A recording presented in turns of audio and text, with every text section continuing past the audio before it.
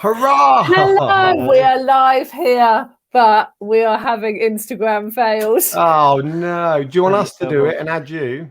We can't get on Instagram. Hold on, Instagram's just turned us off. Oh, we thought this was going to be so good this week. After last week, we were like, we were on it, weren't we? We were slick and ready. We were all good to go. And yeah, now it has all gone wrong on Instagram. But hello, everybody on every other platform that is watching on this stream.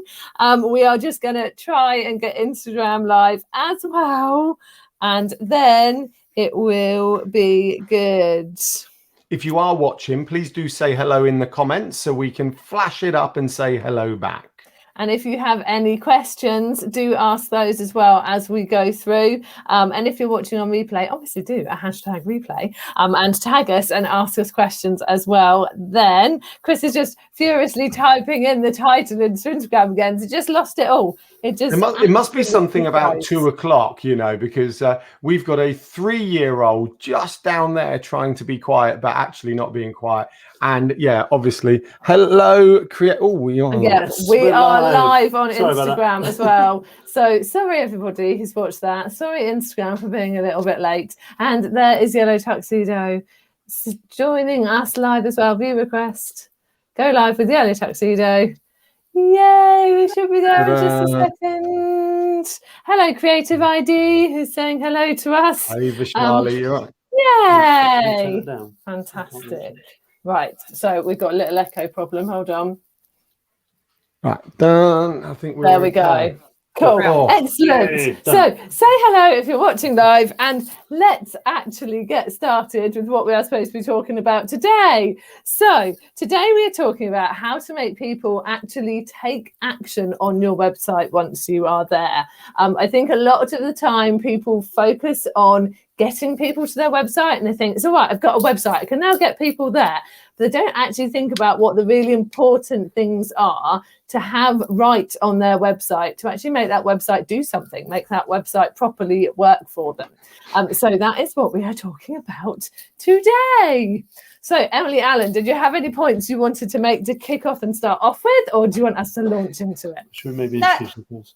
I'm going to smile and wave right now. Have we? Yeah, by the way, we are Ready Steady Websites. I'm Jude and this is Chris. Hello. And you two are? We're Yellow Tuxedo. I mean, slick as anything, right? Slick as anything. For anyone who's following from our community, we have been doing this little mini series of workshops with Ready Steady Websites, mainly because we think these guys are awesome and they know everything there is to know about websites. Don't do that. Sorry, I can't help it. But obviously we have a lot of crossovers with what we do. So we thought it'd be a really good idea to come and combine our expertise per se to kind of see what we can do to help you guys. And website is a big thing of what we talk about in Yellow Tuxedo in terms of our 5 points. Your website has to work for you. And obviously you guys know that more than anyone. So why don't you guys kick off and we'll sort of slot in with our kind of overarching and try and get our tech working even more subtly than we're currently doing. Hi, Val's Design on Instagram as well. Hey, Laura. Oh, hello. So one of the really key things, that is subtle, Alan. You wouldn't know that you were sorting out the tech there. So one of the key things that we really advocate is that when people hit your homepage, it is so obvious straight away what it is you do and how you can help people. So we always say that above the fold, and the fold is before you scroll, comes from the old print terms, but it still works on websites as well, kind of. Above the fold, you have some kind of statement that says, I am this and I can help you do this. So it's really, really clear, because I think it's really infuriating when you go to a website and it takes a while before you know what it is you're looking at, what that person does. And if you want someone to take action, you need to be really clear what it is that you do so that they don't get bored trying to find out, basically. I think that's one of the key things. I had a power hour with a client this morning, and we had exactly that. She asked us to just check over the website for that kind of flow. And I said, well, it wasn't obvious when I got to the homepage what you wanted. And she had, I think it's fair to say had a lot more pages than was required, to the extent that to give over money, to hand them money, I had to go to about 2 or 3 different locations, for argument's sake, rather than one, let alone there were 2 getting contact forms for different things. And it was like exactly that. They need to know what to do when they get to you, don't they? Yeah, absolutely. And that point as well is a really key point, that we always say that a key action should be taken on a website within 3 clicks. And it should be really easy to have got to that point to take the action. So whether that is book now, whether it's buy now, whether it's sign up, whatever it is you want somebody to be doing on your website, you should get that person there within 3 clicks. They shouldn't be clicking around confused. It shouldn't be this rabbit warren of pages before they eventually find what they're looking for. And that's one of our top tips that we say on all our challenges and our worksheets around planning your website. Yeah, when we say above the fold as well, so that means before anyone has to interact with the page, so on a laptop, it should be available there, but also on your mobile, which is even more important, you should be available there before anyone has to swipe. Because there's a lot of people that have sites and they're not optimized for mobile at all. And you go on a mobile and like the text is over there, you can't see the buttons, there's a million pop-ups in your face.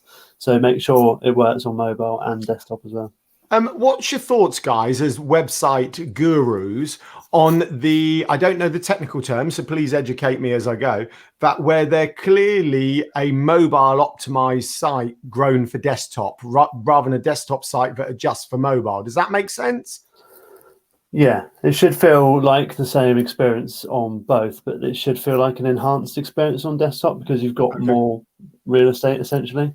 So yeah, I think it's easier from a non-techie point of view to think of it desktop first and then how it's going to work going down than it is mobile and then enhancing it.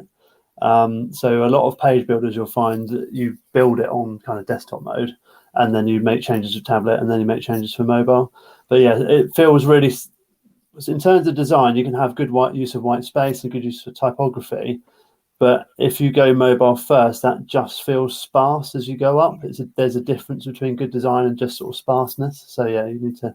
I think you hit the nail on the head for me, Chris, when you just said you're missing the real estate opportunity. You know, it's a bit like when TikTok launched. I think Gary Vee called it real estate. And you know, I love TikTok. I absolutely love TikTok. So yeah, no, it makes perfect sense. It's also a key point there in terms of that mobile view. We always kind of miss it. We build it on desktop, which is great, but the amount of people who are viewing your website on mobile compared, and it's knowing who is viewing it on desktop versus mobile for your particular business or on your niche and industry. Because again, we just fall by the wayside sometimes. We forget that actually we all have smart devices, we all have these, and we're always looking for that quick solution. So why don't we try and make it look good for mobile? We just forget about it. And it really should. So like we were doing a website review for somebody last week, and the amount of people that view their website on mobile was more than double the amount of people that were viewing the website on a computer. And then we looked at our own Google stats, which we do look at Google Analytics regularly, but we don't always look at the breakdown of mobile to desktop. And even with our website, where people are going there to view website templates, and quite a lot of the time they're going to want to do that bigger so they can have a look at everything that happens, but even on our website it's still 50% of traffic is hitting it on a mobile phone. And so if it's not working on mobile, or like Chris said, if there are pop-ups that are coming up on mobile that you can't click out of, or your contact form is like coming off the right hand side of the mobile view and so you can't fill it in, I mean, that's really bad. If your forms are not working on mobile and there's such a warm lead who wants to fill in a form but they can't because it doesn't work on a mobile phone, then that's ridiculous. You've lost a lead. Your website is actively discouraged a conversion or a lead there. And so yeah, making it work on mobile is like one of the key things to making sure your website actually converts. Yeah, definitely. Absolutely. So we were talking about above the fold and saying how important it is to have that statement to make it really clear what it is you do and how you can help people. But another thing that we say really should be above the fold is Alan putting faces. I was making sure I smiled at Instagram a little bit. That was all. Mustn't forget Instagram. Another thing that's really, really key is having some really clear call to action buttons above the fold as well. And we absolutely love Donald Miller and his book, Building a Story Brand. We talk about it a lot. And he talks about the fact that you should have two call to actions. You should have the big hitter, the one that you really want people to do, like the one that means they're parting with cash. But then you should have like a supporting call to action, essentially, one that's going to make them come into your community or join your email list or do something that's going to mean that you can nurture that relationship so that hopefully, ultimately, in the future, they will do the main call to action that you want them to do. And so it is really good to have both of those above the fold on your website so that people, if they've seen your website before and then they've gone and done a bit of research, had a look around at your competitors, but realize you are definitely the best, and so they come back to your website, then without having to scroll around again, they can jump in and take that action straight away. They can click on one of those call to action buttons and do whatever it is that you want them to do and they want to do as well. So that's a really key one. Yeah, the thing about the secondary call to actions, people they get a bit sort of focused on just the one thing. So they think, well, I just want to make sales. I just want to sell this product. And they don't think about that secondary purpose. It almost feels pointless to them. But I had a call with someone this morning, and I had a call with her, and she'd bookmarked our website. And she was like, 7 months ago, I bookmarked your site because I knew I wanted to talk to you about something. But if we hadn't had that kind of secondary kind of option for her to be on our list, we wouldn't have been nurturing her that whole time. So us constantly reminding her that we're there and that we're going to be right for her when she's ready is perfect, because she's always getting that content from us. Whereas just someone that's going to bookmark your site, they didn't want to buy then, their computer's died or they forgot where their bookmarks are or something, then they'll never find you again necessarily. So it's really important. How would you practically manage those two call to actions? You know, when I say side by side, I don't mean literally, but I mean on the before the fold part of your website. I mean, they quite often are literally side by side. If you go to our website, they're right there next to each other. So we've got our join now button. So for anyone who wants to join Ready Steady websites, and then we've got free resources or check out our resources or something. I can't quite remember the wording. I really should. Next to it. And one of the key things is to make your main call to action stand out more. So we use our sort of turquoisey green, our brand color, for our join now because it's brighter and it makes it stand out more. And then we use our brand gray for our check out the free resources or whatever it is button right next to it. And that consistency of color on call to actions is really key as well. So wherever our join now button is on our website, it is in the turquoisey green. But whenever there's a secondary call to action, it is in the grey. So that it's really, as people go through, it's really, really clear.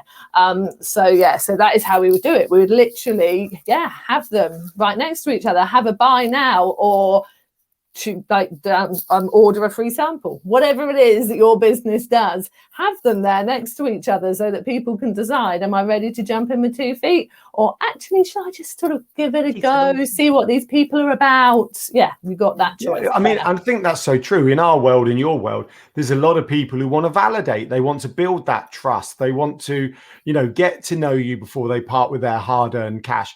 And it's about, you have to give them that opportunity to not only give you the money, but also to get to know you. And I think that's such an important thing to have those side by side. And we talk about this a lot in the digital circus, and about making them really obvious, make sure that they are very clear call to actions and where they are, but also in terms of not just from your top menu there and above the fold, but also within your content. So one of the biggest things we often see, and we see this time and time again, in terms of content creation for your website, and we see lots of amazing blogs and they are beautiful and they are bringing that traffic to your website.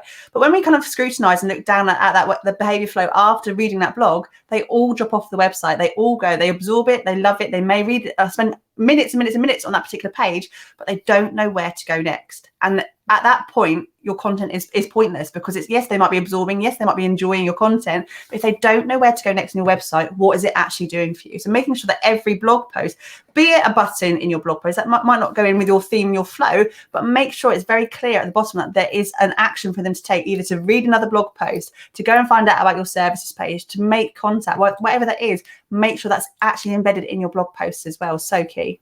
Yeah, definitely. And we've got you saw that this week, didn't you, on a web, or last week on a website review we were doing? We were reviewing someone's website. We got them to put Hotjar on there as well, so we could see kind of like the user interaction as well. And they were getting like a 90% bounce rate on their blog articles, because people were hitting Google, typing in whatever term that was, hitting the site, reading the blog post and then literally disappearing again and not signing up to anything, not doing anything else, not clicking around, just literally consuming that one piece of content, and then that's it. They've lost it again. Yeah. You know what? Happy that we've done that in a previous business. We made that mistake. We were getting a lot of traffic to our blog, but we had no call to actions, and it was just a catalogue of things. We didn't get round to sorting it out. So when we started Yellow Tuxedo, we made sure it was there from the outset this time. I do have to shout out Rob Mangles here. I trust Yellow Tuxedo. Thanks, Rob. And you guys, Rob, we'll take that. I mean, Chris and Jude as well, obviously in this forum, but we'll have that. Thanks, Rob. I think Duo as well. We've also got someone on Instagram, as well, saying a call to action at the bottom of blogs has worked remarkably for them. Yeah. It's just, because people will be interested in the content and you've given them something really worthwhile and useful through that blog post. So that's the time to go, well, if you like the blog, you might like this. And I think we try and put, Emily, we try and put 4 per blog. We have 1 on the sidebar, 2 in the blog and something at the bottom. Yeah. You can't. People read things in different ways, and people are, in the nicest possible way, we're all thick and we don't see things. What we think is obvious is not always obvious. You just call everyone thick? Yeah, a little bit. Sorry, guys. But you did include us. We include us. Everyone. We miss things, and especially depending on what kind of website template you're using.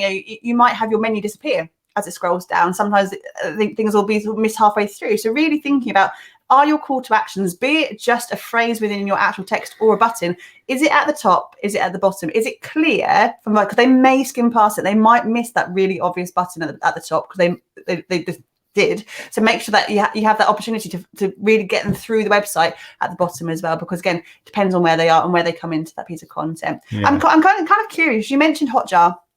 And obviously, we actually use a lot of Google Analytics, where we always start with our clients, because yes, there are loads of paid tools out there to kind of get an understanding of what's happening. But Google Analytics does give you quite a lot there if you know how to read the stats. And I think half the issue with a lot of our guys is that it's like they don't understand what the numbers mean, so therefore they don't look at it because it's really scary. And it's not that scary. But one of the biggest ones we look at is the behavior flow. And obviously, there are other tools that do that. But really understanding where someone's entering your website, where they're going from that point, and going and looking at that customer journey throughout your website. I know you guys probably expand on that a bit in a minute anyway, but we make assumptions as business owners that this is how our website is and we've designed it and that's what's going on. Just keep talking.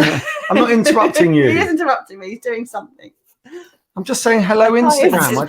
I don't want them to feel them unloved. It's a mirror. Yeah, but that's fine. Just keep. I apologise, everyone. I wasn't trying to interrupt. We may well work on our website design and flow, but really, unless we're auditing what's happening and where those drop-offs are always happening and where they're starting, and if there are pages on your website that are never getting hit, why is that the case? Is it because it's not obvious? Do they know where to go next? Are your call to actions obvious? And you said about the 3 clicks through. Absolutely. What are those 3 clicks? Because if they're always starting with a blog post and then dropping off, or starting with a blog post and then going, I don't know, to your About Us page and stopping, why is that the case? We really do need to start scrutinizing what the data says and then make adjustments according to what's actually happening in real life, not just what we think once we've had our website built and that's done. Let's leave that now, because it might not actually be a true reflection of what happens in day-to-day life. Yeah, 100%. I mean, that's one of the things that if we're doing a redesign on a website, we always try and go with the data first.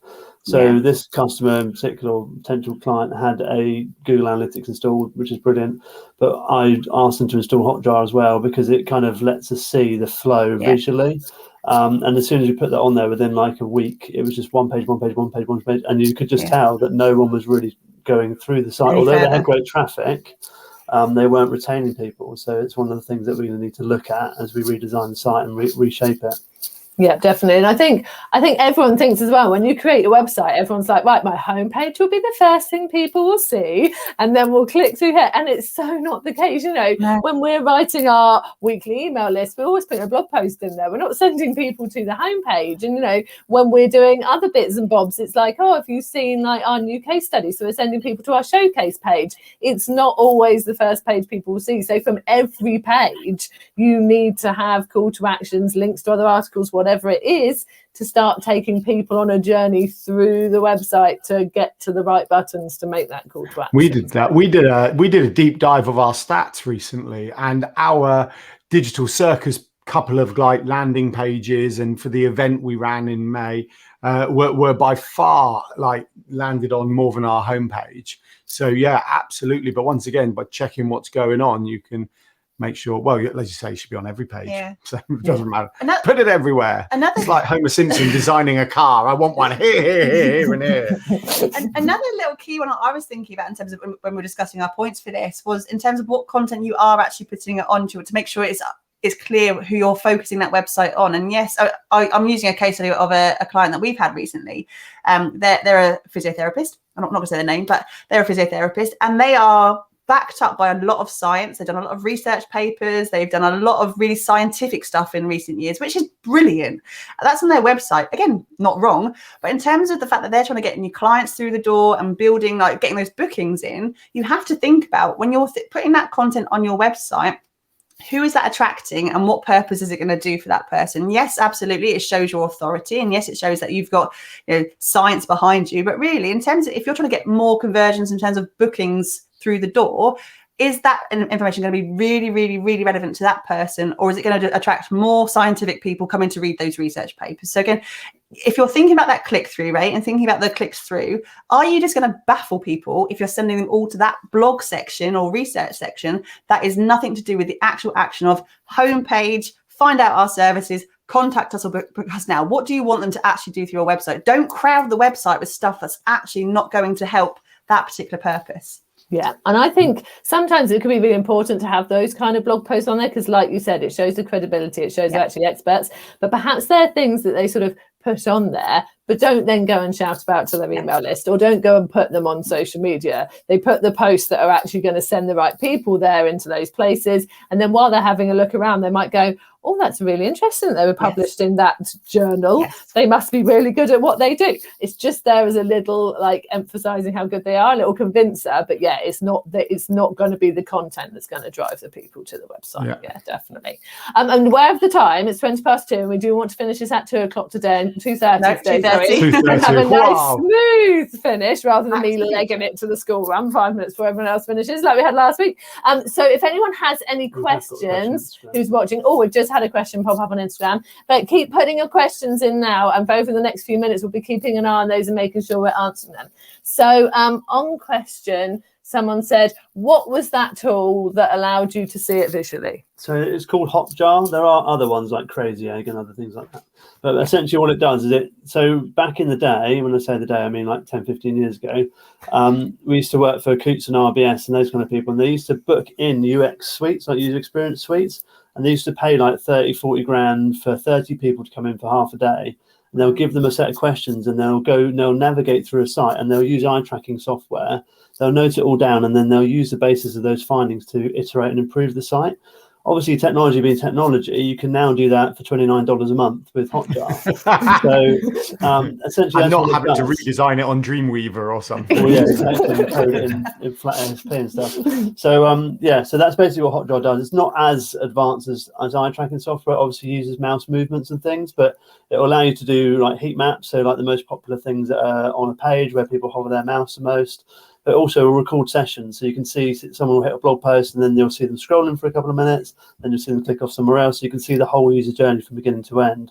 So it's a really interesting thing to do. If you are retaining people on your site, it's interesting to see what journey they take, because if it's not the journey you had in mind, then it's something that you need to look at and change and try and work a better way of doing it. Yeah, and it's like Chris is the one who loves sitting there and analysing it, and he, especially when once we've had a sale, it's really interesting to think, right, that happened at about that time on that day. See if you can go and find that journey and see how they then got to the sale. Was it a real quick click on join now, or what? Alan's putting more messages up. I wrote it backwards this time as well, so they can read it. Yeah. Well done. That from the Y, that was still wrong.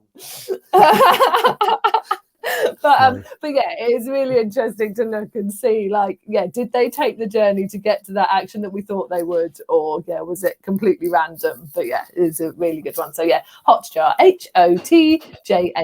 And the other thing about that, which is quite cool, is you can see recurring people coming back. So you can see that if they've hit the site a few times, you can see how many times they've come in and what that journey they've done each time as well, which kind of helps with returning visitors. So it's a good one to get hold of. I think Alan and Emily might have a little visitor. Always. It's always this time of day. What does professional even mean in 2021? Josie, do you want to say hi? Hi. Oh, hello. There's 3 of yellow tuxedo. You're not wearing yellow. Oh no! Right, we need to do it in 5 more minutes. Yeah, we need it. Just sit over there quickly. No, you can't have the headphones. Can I have the headphones? No, you can't have the headphones. Really, always this comes to. I gave him a jammy dodger and everything. I know. Data is so important, and I think I'm a bit like Chris there. I just love the data because you can make so many good decisions from it, and you can make informed decisions from it. And if you're not looking at that information, then how are you ever going to make a better decision to improve what you're doing? And I think, Hotjar's brilliant. I've not actually played with it, but Google Analytics does give you a layer of stuff there already if you don't want to invest in other tools there. But you really have to start looking at what's actual fact and what you think is fact. And as website owners, we are, we're masters of what we think should be happening in our websites. And if it's not happening the way you want it, changes do need to happen as well. So just be aware of how it's actually working in practice and what you can do to improve it. Yeah, definitely. And there's some other key things that you can do to start getting people to go where you want on the page. Like visual hierarchy is a really, really key one, isn't it? I'm going to hear you talk about it as you're the designer. So visual hierarchy is really kind of useful in terms of if you're thinking about kind of font sizes, that's the easiest way to describe it. So when someone hits the homepage of your site, say for example, the heading is in one size, and as they go down the page, the next most important section of the page is in another size, and then underneath that it might have subheadings which are slightly smaller, and then you go down to another section on the page that should then use the same size heading as the section above, because visually and subconsciously the person scrolling through the page understands immediately that this is the most important bit. These bits all have the same equal amount of importance. And that's the consistent use of sizing throughout the site. Just in the background, in the back of the head, makes it an easier journey for them and actually makes the site more clickable and stickier. So we've got Watches Entirely is asking us if these lives are a recurring thing. Yes, are you enjoying it? It's obviously been a good one today. They are a recurring thing. So Chris and I, with the Ready Steady website's half of this, we have been doing lives on a Monday on Facebook for months and months and months. And then in the last couple of months, we've been doing them at the same time on Instagram. So it's always Monday at 2:00. And then this month, for all of July, we are doing them joint with Yellow Tuxedo to bring in sort of the web and sort of just general all online sort of presence together. That was big. Digital visibility. Digital visibility. That is the word I was looking for. So we're doing the full-on digital visibility website package for this month, and always at 2:00 on a Monday. So you can come back and watch us again next week. And next week we are aiming for smooth start. No, we're not. Well, what's the point? There's no fun in that if it all went plain sailing. I agree. If it's slick, where's the fun? I will say, we'd be so shocked. We'd be just like a gibbering wreck, and then it still wouldn't be slick. Perfect. Yeah. I have to say to Watches Entirely, so I'm going to look at Instagram. Depending on whether it's the Yellow Tuxedo or the Ready Steady websites bits you might like, the bits we're involved with are all on our on our YouTube channel, Yellow Tuxedo.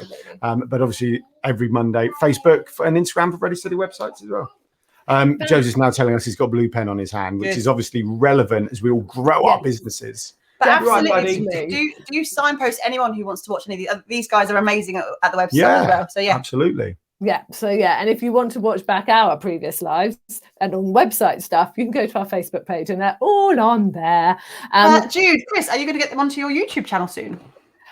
Yeah. Well, we have to have a YouTube channel first. So, we will do it. We will do the YouTube channel.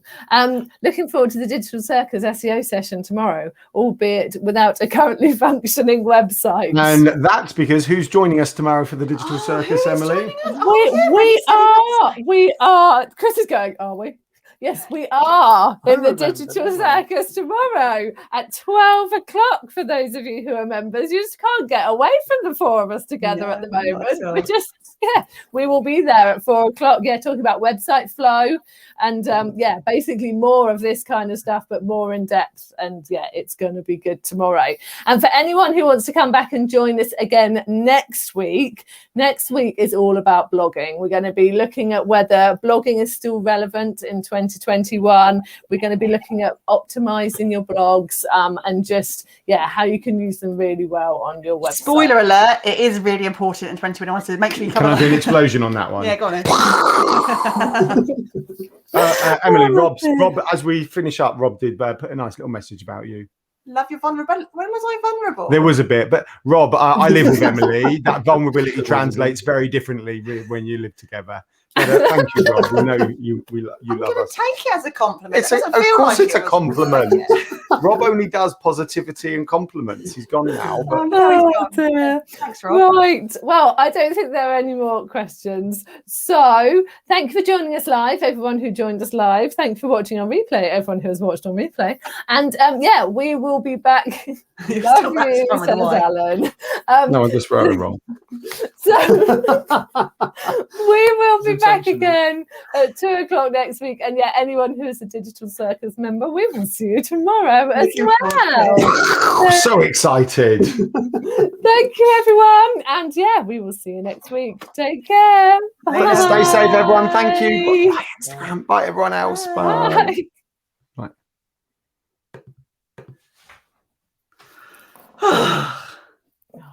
Yeah, I'll sort that out in a second. Are we still live on Instagram? Oh no, I was like, No. that was really confusing. Right. No, Oh, we're still live everywhere else though. I haven't actually ended it. Sorry. Oh no.